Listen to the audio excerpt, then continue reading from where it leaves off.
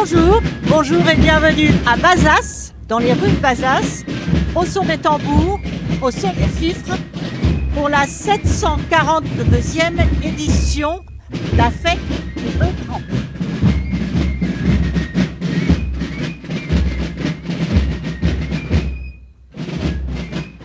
Alors là, ce sont tous les groupes de musique, donc tambour et fifres, qui accompagnent le défilé des Beugras. Cette année, il y a 18 bœufs.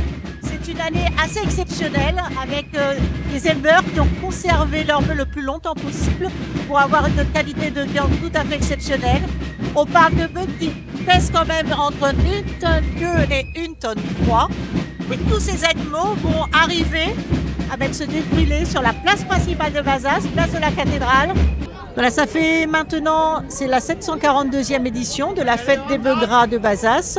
On est toujours avec de plus en plus de monde qui vient assister à ce défilé, à cette fête. Alors là, il est à peu près 14h30, mais en réalité, la fête a commencé dès 10h30 ce matin, où les premières personnes sont venues pour goûter à cette viande d'une qualité assez exceptionnelle. Venez la déguster lors d'une prochaine fête, vous verrez bien. Et ben là, vous voyez, les groupes continuent de défiler, fifs et chassiers, parce que c'est aussi une tradition évidemment qui perdure dans cette partie de la Gironde, au sud de Bordeaux. On est à peu près à 60 km au sud de Bordeaux. Donc les échasses, la Gascogne et la tradition chez les plus petits. Ça va là-haut? Ça va bien, comme en bas. La fête est belle. Et c'est pas un petit peu risqué de marcher comme ça avec le monde qu'il y a ici? Il y en a qui font du vélo, mais nous, les échasses, ça fait partie du quotidien de tous les jours. Pas pour tout le monde, mais en tout cas, pour mon cas, je suis né avec ça aussi, dans la famille. Donc voilà, ça fait partie. Vous avez commencé à quel âge à monter sur des gessages? Alors pour le coup, toute ma famille fait partie du groupe folklorique et on peut dire que j'ai pas d'âge, mais en tout cas, dès l'âge de 4-5 ans, déjà 6 ans, on montait sur les échasses, voilà. Pour les gens qui ne connaissent pas cette tradition, qu'est-ce qu'elle représente? Alors pour le coup, là, on représente la culture des Landes du Bazadais.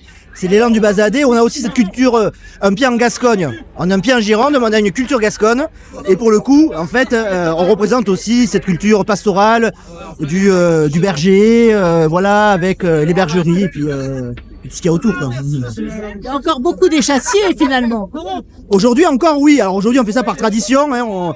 On fait plus le côté pastoral, mais pour le coup, oui, on continue toujours à s'impliquer dans ce groupe folklorique pour toujours promouvoir voilà, la culture bazadaise. Merci. Donc des adultes et puis aussi, vous le voyez, des plus jeunes. On en a vu qui ne devaient pas avoir beaucoup plus que 6 ou 7 ans, qui étaient déjà sur leurs échasses. Donc le costume aussi traditionnel pour les jeunes filles qui sont derrière et qui défilent elles aussi au son des tambours et des fifres. Là, on a fait notre premier tour, on est revenu. On enchaîne le deuxième. Alors il faut savoir que beaucoup de ces personnes, beaucoup de ces visiteurs aussi ont pris une journée de repos pour venir assister à la fête. On est jeudi et il y en a beaucoup qui ne louperaient ça pour rien au monde. Alors les bœufs sont derrière, la rue est très étroite, on est sur une des rues très anciennes, maison à colombage, rue très ancienne qui aboutit à la grande place de la cathédrale de Bazas. Les bœufs sont derrière. Donc juste dites-nous, qu'est-ce qui se passe avec les bœufs une fois que les 18 bœufs vont être sur la place? On leur décerne des prix et selon quels critères? Alors il y a 3 critères. Il y a la robe, l'apparence physique par rapport à la race, la qualité de la race. Et après il y a la conformation musculaire de la bête. Donc là c'est surtout la cuisse, les épaules, les parties nobles qu'on vérifie.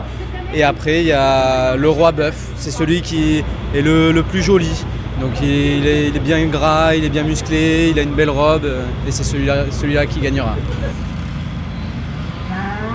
Monsieur Groussin, c'est vous qui avez gagné l'année dernière? Exactement.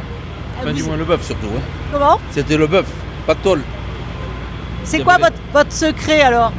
Le secret, on essaie de sélectionner les meilleures bêtes, de bien les engraisser et de leur donner beaucoup d'amour. À tout à l'heure.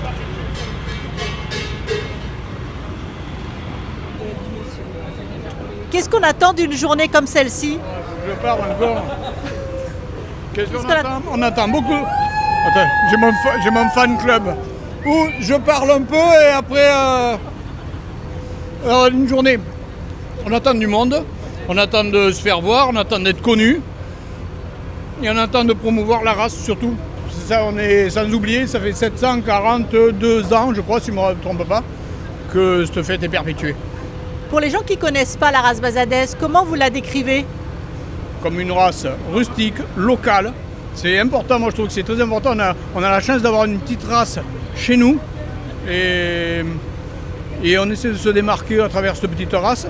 Surtout que cette race-là a une grande qualité de viande. Pour un éleveur, il y a quelque chose de particulier à faire avec cette race-là, justement? Il y a plein de choses à faire. Il y a plein de choses à faire parce que c'est une petite race. Donc il y a tout à faire. Les grandes races n'ont plus rien à faire. Au niveau génétique, au niveau élevage, au niveau viande. Nous on a une petite race où il y a tout à faire. Elle a beau être très très vieille, il y avait encore beaucoup de travail derrière. Qu'est-ce qu'on entend par travail? Du travail, c'est pour avoir de l'amélioration génétique, à augmenter les qualités de viande, augmenter les volumes en viande. Parce qu'on a une petite race avec des grandes qualités, mais on est incapable de fournir les demandes. Donc on a du travail derrière pour faire accroître cette race en matière d'effectifs. Il n'y a pas suffisamment d'élevage ou de production par rapport à la demande qu'il pourrait y avoir, c'est ça? Voilà, c'est ça. Et donc il faut l'augmenter, c'est une chose. Mais personnellement, ça c'est que mon avis, il ne faut pas l'augmenter trop. Parce qu'à un moment donné, voilà, l'offre et la demande vont faire l'équilibre et on va avoir un souci économique.